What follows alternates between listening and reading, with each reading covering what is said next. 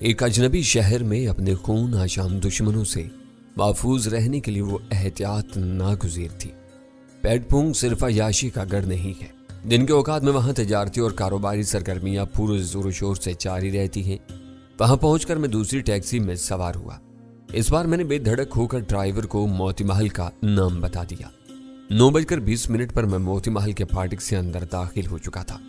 اس وقت وہاں مطلع صاف تھا، لیکن اندر عجیب سی ویرانی اور بے رونقی کا راج تھا۔ چند لمحوں میں اس کا سبب بھی سمجھ میں آ گیا۔ پہلے کے مقابلے میں وہاں ملازموں اور محافظوں کی بہت کم تعداد نظر آ رہی تھی۔ راجن کے آدمیوں کے چلے جانے کے بارے میں ڈان کی معلومات بے بنیاد نہیں تھیں۔ اکبر کے نام سے میرا تعارف ہوتے ہی موتی محل کے محافظ مؤدب نظر آنے لگے۔ انہیں میری آمد کے بارے میں پیشگی ہدایات ملی ہوئی تھی۔ سرسری جامہ تلاشی کے بعد ایک محافظ مجھے اپنے ساتھ لے کر اندر چل دیا۔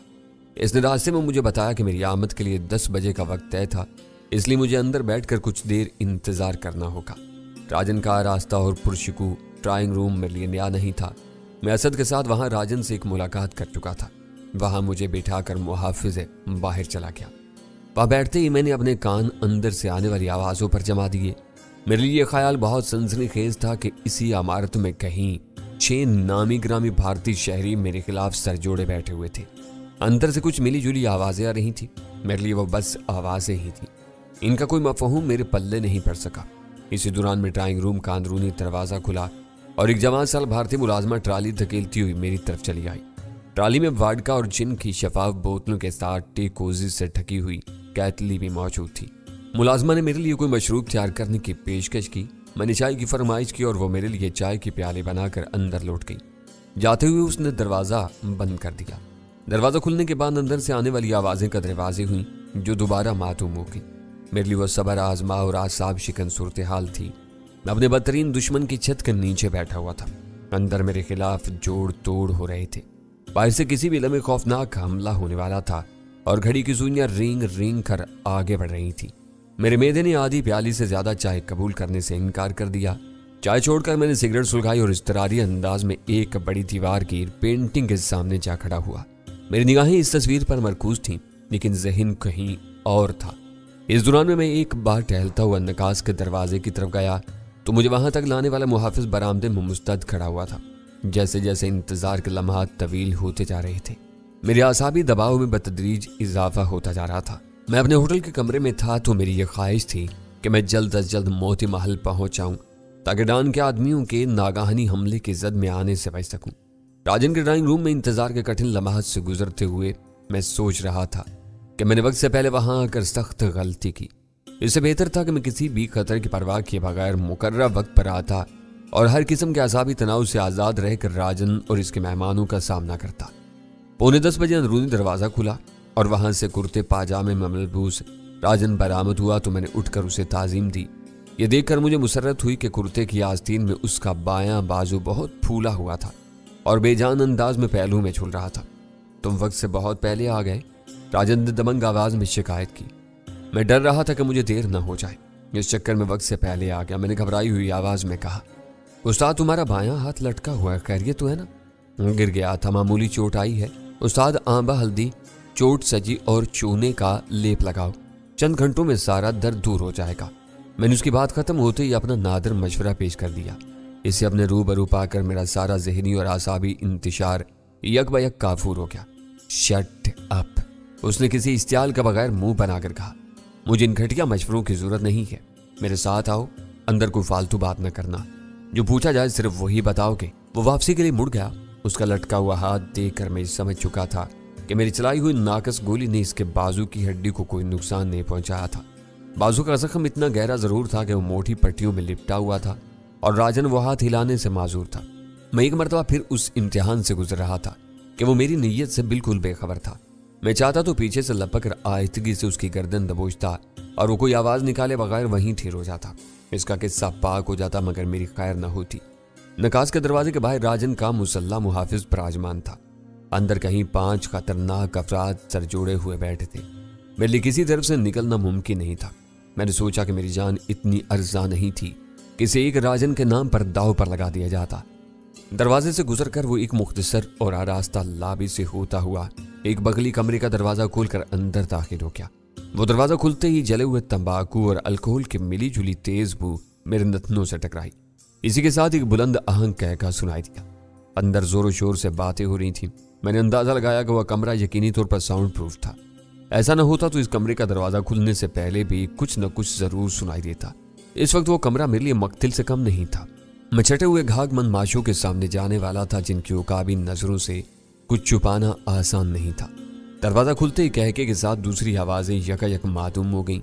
दरवाजे से गुजरते ही मैं ठिठक कर रह गया। इस कमरे में नर्म तबेज और बड़े बड़े सोफे पड़े हुए थे। इनमें से हर एक सिर्फ एक फर्द के लिए था। इनमें 5 पर खौफनाक और रौबदार चेहरों वाले अफराद बैठे हुए थे। इनमें से कोई चेहरा मेरे लिए अजनबी नहीं था। जराइम की खबरों के हवाले से गाहे गाहे इनकी तस्वीर अखबारों में छपती रहती थी। मेरे शनासात है ये सब, मगर मुझे ये मालूम नहीं था कि किसका नाम क्या है। खास बात ये थी कि इनमें से किसी के पास कोई हथियार नजर नहीं आ रहा था। राजन अपने बाएं हाथ को संभालता हुआ एहतियात से एक सोफे में धंस गया। वो कमरा बहुत वसी और आरास्ता था। हर तरफ मुनक्कश और दमकती हुई तपाइयां रखी हुई थी। वस्त में पड़ी हुई मेज पर सफेद शराबों के साथ टॉनिक वाटर और सोडे वगैरह की कई खाली बोतलें बेतरतीबी से पड़ी हुई थी। इन 5 के सामने रखी हुई तपाइयों पर गिलासों के साथ पनीर और ड्राई फ्रूट की नुकरी प्लेटें रखी हुई थी। वो दिन दहाड़े मैं नोशी में मसरूफ थे। वहां मजीद कई सोफे खाली थे, लेकिन किसी ने मुझे बैठने की पेशकश नहीं की। अपने इब्तदाई जायजे के बाद मैं किसी मुजरिम की तरह सर झुकाकर खड़ा हो गया। इन सब की तेज निगाहें मुझे अपने जिस्म से आर पार होती हुई महसूस हो रही थी। तो ये तुम्हारा टाउट है? रूम में उतर जाने वाले गहरे सकूत में बड़ी बड़ी मूंछों वाले एक खूनखार शख्स की दुरुस्त आवाज उभरी। हाँ मंठार, राजन ने जवाब दिया।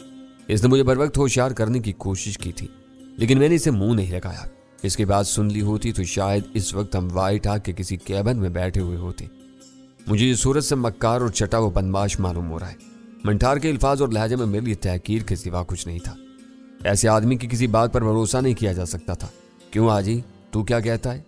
राजन के दाएं तरफ बैठे हुए शख्स ने एक काजू मुंह में डाला और इसे दांतों से कुचलते हुए बोला, दुनिया आगे जा रही है। आजकल कोई मक्कार न हो तो इसे बेवकूफ समझा जाता है। पूछे गए सवाल का जवाब देकर वो मेरी तरफ मुतवज्जा हो गया। क्यों बे, तूने क्या सुना और देखा था? मैं उस्ताद को बता चुका हूं, मैंने सहमी हुई आवाज में जवाब दिया। फिर बता, वो गरज कर बोला। हम सब तेरे उस्ताद हैं। मैंने छुरी के नीचे आए हुए बकरे की तरह बेबसी से राजन की तरफ देखा। उसने अपने सर को जुम्बिश देकर मुझे बोलने का इशारा किया।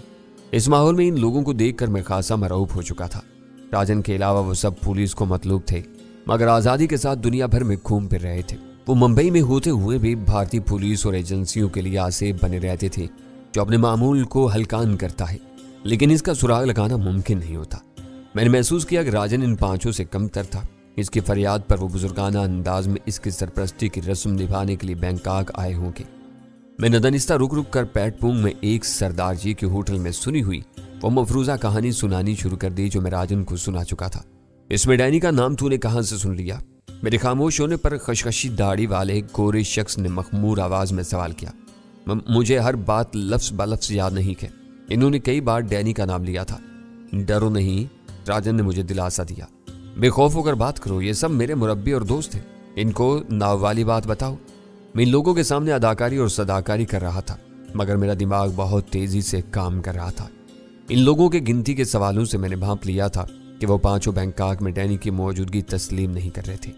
राजन ने अपनी इस दहशत की तायद के लिए मुझे एक गवाह के तौर पर इनके सामने ला खड़ा किया था। इस वक्त मैं डैनी की बैंकॉक में मौजूदगी के हवाले से कोई हाशिया आराई कर गुजरता तो राजन मुझे हरगिज न टोकता।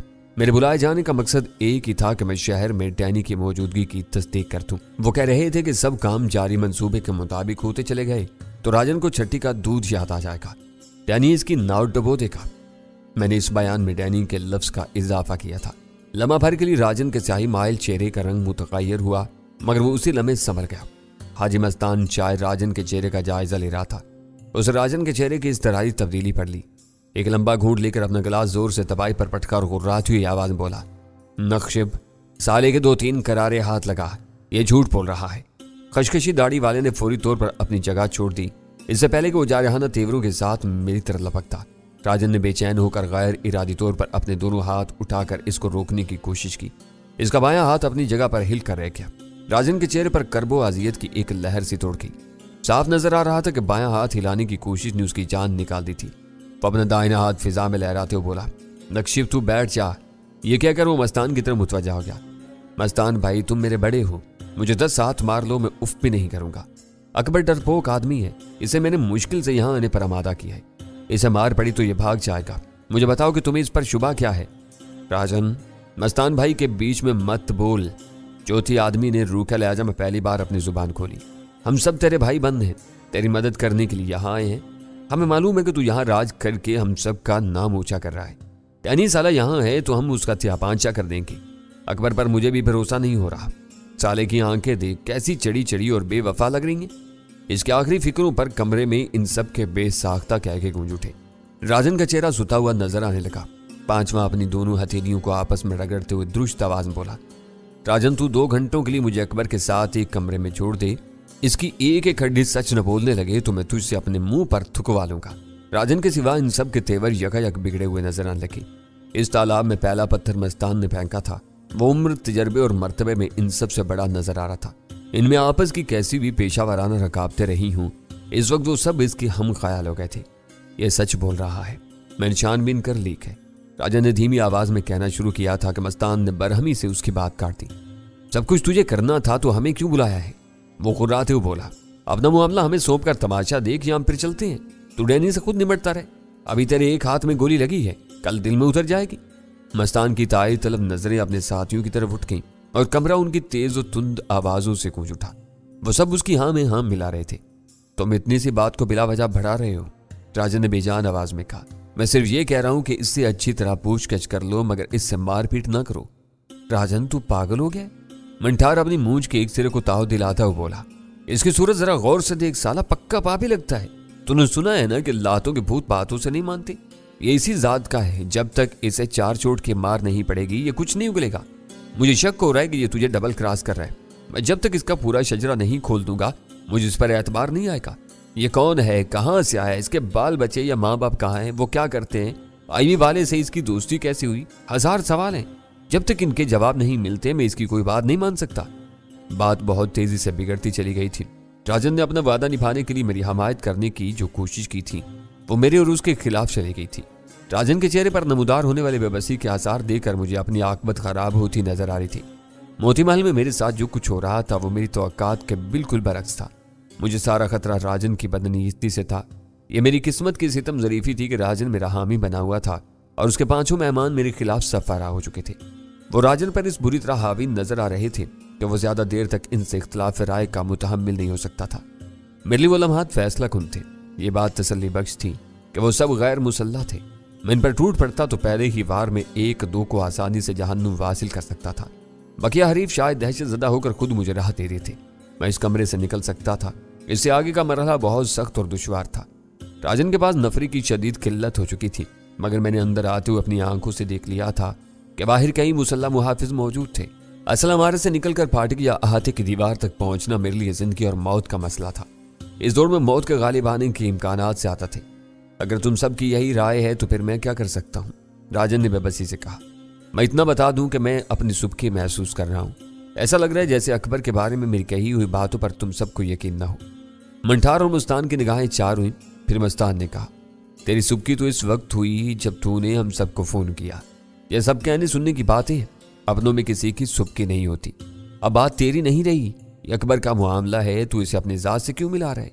सुबकी वुबकी के चक्कर में पड़ने के बजाय ये समझ कि अकबर तुझे भी धोखा दे रहा है। हमारी वजह से तेरी आस्तीन में पलने वाला सांप मर जाए तो सोच के किसका फायदा है, हमारा या तेरा? मस्तान की उकाबी आंखें राजन के चेहरे पर जम कर रह गई। इसने बात ऐसे सवाल पर खत्म की थी जिसका जवाब देना लाजिम था। राजन ने अपनी जगह कसमसा कर कहा, तुम मेरे फायदे की बात सोचोगे, अब अकबर तुम्हारे हवाले है, इसे अच्छी तरह खंगाल लो। मैं एक लफ्ज। राजन का जवाब अधूरा रह गया। एक पुरजोर धमाके की घुटी घुटी आवाज के साथ इस कमरे के दरो दीवार हिल कर रह गए और वो सब भड़क कर अपनी जगहों से उठ खड़े हुए। मुझे यूं महसूस हुआ जैसे मेरे मुरझाए हुए वजूद में फर्रत और ताजगी की एक लहर सरायत कर गई हो।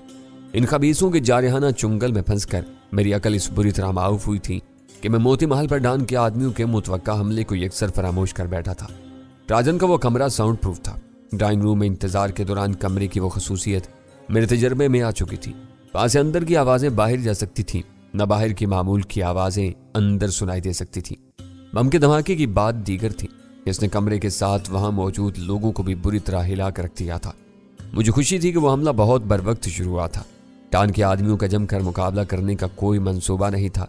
इन्हें बम और गोलियां बरसा कर भाग जाना था। खौफ व हिरास की इस तूफानी लहर से फायदा उठाकर मुझे भी तेजी से फरार की राह तलाश करना थी। वहां जो कुछ हो चुका था वो काफी था। मेरे लिए वहां रुकना एक अजाब को दावत देने के मुतरादिफ था। धमाका होते ही वो बस लम्हा भर के लिए अपनी जगहों पर भोंचका से खड़े रह गए। नक्शिब दरवाजे के करीब था। उसने लपक कर दरवाजा खोला और यकायक फायरिंग का हौलनाक शोर सुनाई दिया। वो सब बदहवास होकर एक दूसरे पर गिरते पड़ते हुए दरवाजे से बाहर निकलने की कोशिश करने लगे। बम के पहले धमाके की गूंज मादूम होते ही दूसरा और फिर तीसरा धमाका हुआ। इस दौरान में धुआंधार फायरिंग का शोर मुसलसल गूंजता रहा। इनमें से किसी की समझ में नहीं आ रहा था कि वहां क्या हो रहा था। साउंड प्रूफ कमरे से निकलकर वो सब अंदर की तरफ भागे। मैं इनके पीछे दौड़ता हुआ बाहर निकला और चश्मे सदन में ड्राइंग रूम से होता हुआ बरामदे में पहुंच गया।